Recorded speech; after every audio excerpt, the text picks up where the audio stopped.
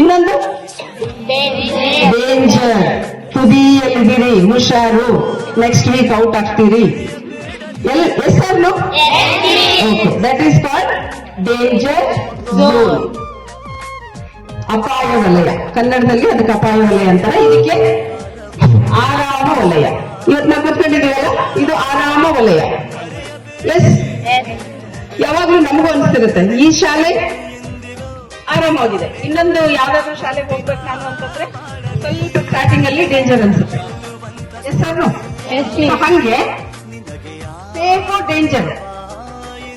ನಾವೇನ್ ಮಾಡ್ತೀವಿ, ಯಾವಾಗ್ಲೂ ಸೇಫ್ ಝೋನ್ ಅಲ್ಲಿ ಇರಕ್ ಇಷ್ಟಪಡ್ತೀವಿ ಅಲ್ವಾ, ನಮ್ ಜನರ ಜೊತೆಗೆ. ಇವಾಗ ಈ ಶಾಲೆ ಅಂದ್ರೆ ನಮ್ಗೆ ತುಂಬಾ ಇಷ್ಟ, ಯಾಕಂದ್ರೆ ನಮ್ಗೆಲ್ಲ ಟೀಚರ್ಸ್ ಪರಿಚಯ ಇದಾವೆ.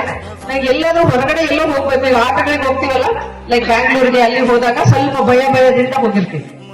ಬೆಳಗ್ಗೆಯಿಂದ 11:30 ಮಾತಾಡಿದವರು 2 ಗಂಟೆ ತನಕ ಮಾತಾಡಿದ್ರು. ಸಿಗದು ಬಾಳಲಿ 2 ಗಂಟೆ ತನಕ ಹೆಂಗ ನಿಂತವ್ರು ಹಂಗೆ ನಿಂತಾರ. ನಾವಾದ್ರೂ ಕುಂತೀವಿ, ನಮಗೆ ಇಲ್ಲಿ ಕಾಲೆಲ್ಲ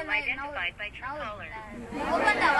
ಅವರಿಗೆ ಎಷ್ಟೊತ್ತು ನಿಂತ್ರು ಕೂಡ ನನಗೆ ಬೇಸರ ಆಯ್ತಲ್ಲ ಅಂತ ಅನ್ನೋ ಭಾವನೆ ಕೂಡ ಮುಖದಲ್ಲಿ ಕಾಣ್ಲಿಲ್ಲ. ಅಷ್ಟೊಂದು ಇದರಿಂದ ಆಕ್ಟಿವ್ ಆಗಿ ನಿಂತ್ಕೊಂಡ್ರು. ನಮಗೆ ಮತ್ತೆ ಜೀವನದಲ್ಲಿ ಹೆಂಗ್ ಬದುಕಬೇಕು, ಮತ್ತೆ ನಾವು ಹೆಂಗ್ 10th ಆಗಿ ಹೆಂಗ್ ಓದ್ಬೇಕು, ನಾವು ಯಾರ ಜೊತೆ ಹೇಗಿರ್ಬೇಕು, ಏನ್ ಕೆಲಸ ಮಾಡ್ಬೇಕು, ಫಸ್ಟ್ ಯಾವ ಸ್ಟೆಪ್ನ ಏರ್ಬೇಕು, ಯಾವ ಸ್ಟೆಪ್ನ ಏರ್ಬಾರ್ದು, ಯಾವ ಕೆಲಸ ಮಾಡ್ಬೇಕು, ಯಾವ ಕೆಲಸ ಮಾಡಬಾರ್ದು ಅಂತ ತಿಳಿಸ್ಕೊಟ್ಟಿದ್ದಾರೆ.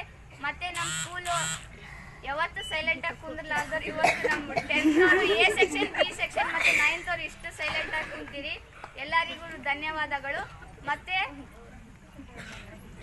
ಮತ್ತೆ ನಾವು ಏನಾದ್ರು ಸಣ್ಣ ಆಫ್ ಮಾಡಿದ್ರೆ ಏನಾಗಿ HM ಸರ್ ಅಲ್ಲಿ ಬೇಡ್ಕೊಳ್ಳೋದೇನಾದ್ರೆ ಇನ್ನೊಂದ್ಸಲ ಚಂದ್ರಮಾಳ ಮೇಡಮ್